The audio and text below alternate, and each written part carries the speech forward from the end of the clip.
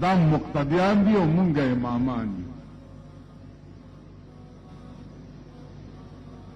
خیال امرا دغه ګن مونږ پسې ولاړي، دغه ګن مونږ جنازې کوو، دغه ګن مونږ نکاحونه ده. پروسه کال مې یو نکاح تړلو، هغه هلک ته مې دا جنۍ دې قبوله کړې ده.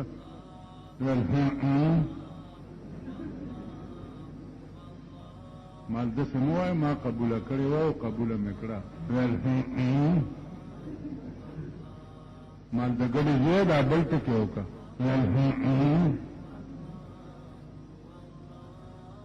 ستا د ملک نوجوان طبقه دومره هم نه پوهېږي. هره ورځ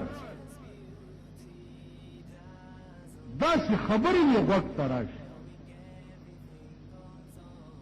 پرون یو سړی راغی، نو زما یو دوست دی، هغه ټلیفونونه خلکو ته کوي چې ما ښځه پرېښوه، ما ښځه پرېښوه، ما ښځه پرېښوه، ما ښځه چا ته ټلیفونونه کوي؟ بد دوستانو ته کوي چې ما ښځه پرېښوه.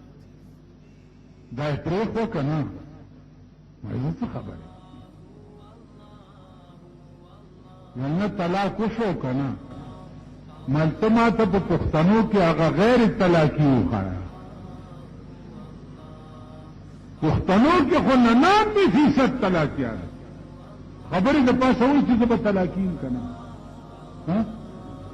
خو چې خبرې کوي پښتانه په اجره کې خبرې د پاسه وایي زه به طلاقي یم، په ما به ښځه طلاق کوي. خبرې د پاسه 99% دا د سور بچي طلاقیان دي. ټول بې کلمې پیدا دي. دوی په څه پوهېږي چې طلاق په څه کېږي او غیر طلاق په څه کېږي. طلاق دومره نازک لفظ دی، دومره نازک که په ټوکو کې دې وویم طلاقېږي ښځه.